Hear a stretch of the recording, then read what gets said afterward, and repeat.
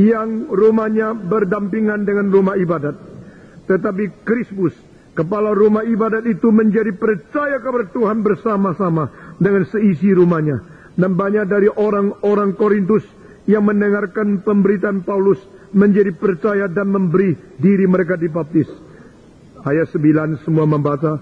Pada satu malam berfirmanlah Tuhan kepada Paulus di dalam satu penglihatan, jangan takut, teruslah memberitakan firman dan jangan diam, sebab aku menyertai engkau dan tidak ada seorang pun yang akan menjamah dan menganiaya engkau, sebab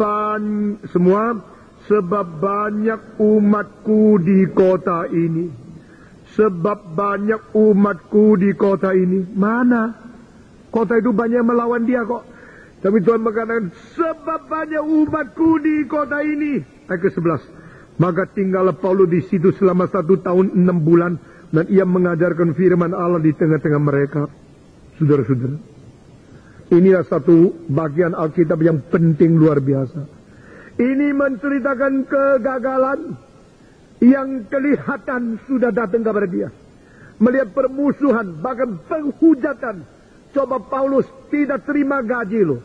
Paulus mengabar Injil di situ tidak terima apa-apa. Memberitakan Injil akhirnya dilawan, dihujat, dimusuhi sama mereka. Akhirnya Paulus begitu kecewa. Yang masuk ke dalam satu rumah yang dekat rumah ibadat itu. Akhirnya ada orang percaya. Satu malam Tuhan berkata kepadanya, Paulus, jangan takut, jangan kecewa, beranikan dirimu, khotbah terus. Tidak ada orang akan menganiaya, tidak ada orang tangannya akan jatuh kepadamu, membahayakan kamu terus khotbah. Engkau diejek, engkau dimusuhi, engkau dilawan, engkau dihujat, tidak apa-apa, terus khotbah. Karena di kota ini banyak umatku. Saudara-saudara, saya mau tanya, kota itu banyak umat Tuhan di mana? Sudah kelihatan belum? Sudah kelihatan? Sudah muncul? Belum. Itu umat Tuhan di situ. Bagaimana tahu? Tidak tahu. Bagaimana cara mengetahui ada umat Tuhan di situ? Yaitu cara mengetahui melalui beritakan Injil. Mereka akan muncul sendiri. Nah, saudara-saudara, doktrin pilihan bukan untuk membuat orang Kristen menjadi malas. Doktrin pilihan bukan untuk merintangi kita, menghambat kita mengabar Injil.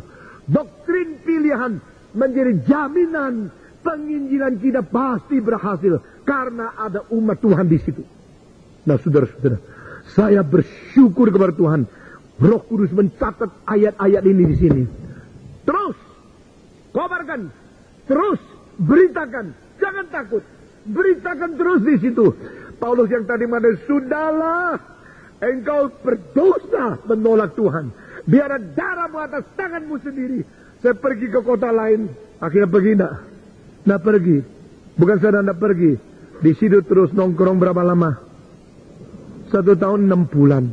Nah, saudara-saudara, bukan main ya. Ini namanya rohaninya capo. Saudara-saudara.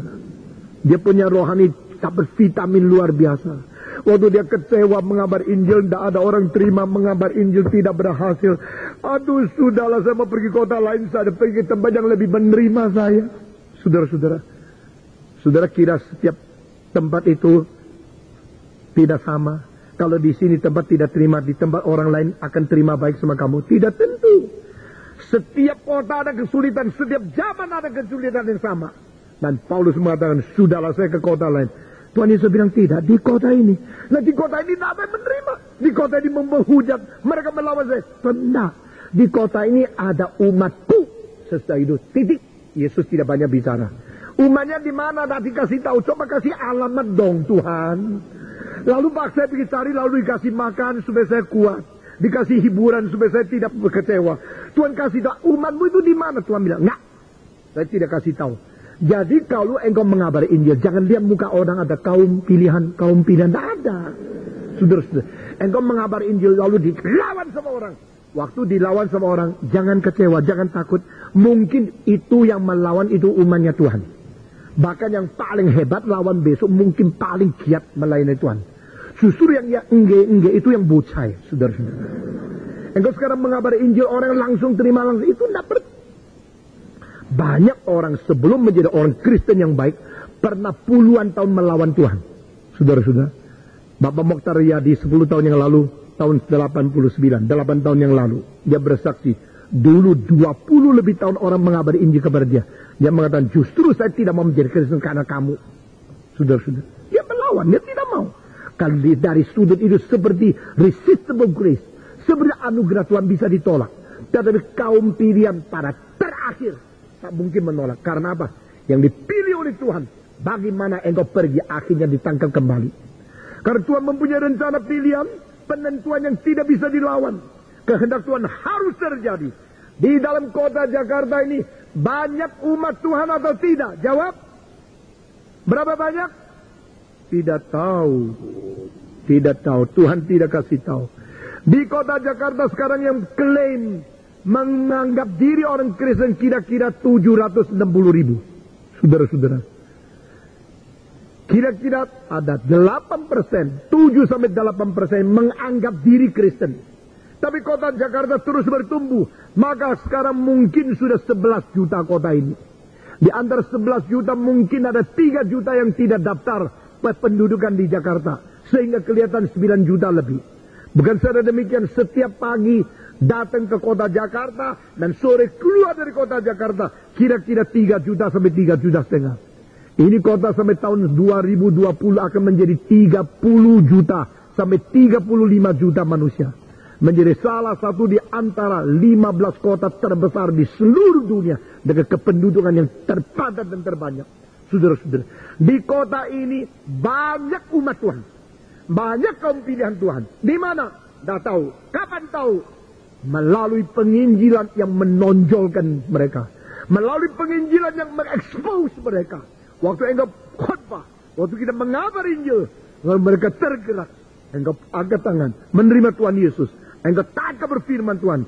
Pada saat itu, engkau ditimbulkan oleh Roh Kudus menjadi orang yang mengaku dirimu dipilih oleh Tuhan. Saudara-saudara, jadi doktrin pilihan itu bukanlah sesuatu yang menghambat atau membuat kita malas. Justru menjamin. Nah saudara-saudara, pikiran manusia yang sudah disemari oleh dosa selalu pikir kalau sudah dipilih, saya tidak ngabar Injil juga ada apa-apa toh sudah dipilih. Tidak. Tetapi justru itu menjadi jaminan. Karena Tuhan sudah memilih, maka kalau saya mengabar Injil bagaimanapun pada satu hari ada hasilnya. Karena ada umat Tuhan yang banyak di kota ini. Saudara-saudara, puji Tuhan. Paulus yang kecewa akhirnya menjadi bukan saja tidak kecewa. Dia tambah lagi kira-kira 500 hari di situ. Mungkin 365 ditambah lagi dengan 180. Berapa? Saudara-saudara, 540 hari mengabar Injil di kota yang bikin dia kecewa. Karena apa? Karena doktrin pilihan. Karena Tuhan mengatakan, ada umatku, ada yang sudah aku tetapkan, kabar Injil terus. Jadi kita mengabar Injil karena apa? Karena ada jaminan doktrin pilihan. Saudara-saudara sekalian, ketiga, orang mana saya tidak terima doktrin pilihan. Kalau doktrin pilihan berarti saya sudah dipilih, saya pasti selamat. Maka kalau demikian saya boleh hidup sembarangan, no? Kan sudah diselamatkan. Kalau saya sudah dipilih untuk menjadi anak Allah, nah ini kaum pilihan. Saya boleh berjudi, saya boleh berzina, saya boleh berdansa, tetap masuk surga. Kenapa? Kaum pilihan. Itu kaum pilihan kendeng. Kaum pilihan tidak mengerti. Dan mungkin dia belum termasuk orang yang dipilih oleh Tuhan. Saudara-saudara sekalian, sekarang kita mau melihat. Kenapakah ini dianggap kendeng? Dianggap tidak beres? Karena dipilih supaya menjadi suci semua. Dipilih supaya menjadi suci. Bukan dipilih karena engkau sudah suci. Bukan dipilih karena engkau cukup baik. Dipilih untuk supaya boleh menjadi suci. Berarti apa? Pilihan itu bukan statis. Pilihan merupakan sesuatu gerakan yang dinamis. Yang merubah engkau. Saudara-saudara, setelah kita menjadi orang Kristen, berhentikan tugas kita. Tidak. Setelah kita menerima Yesus Kristus, kita sudah safe masuk surga. Bukan demikian, saudara-saudara. Kita bukan karena sudah menerima Yesus menjadi safe. Kita safe karena dipilih. Tetapi safe-nya itu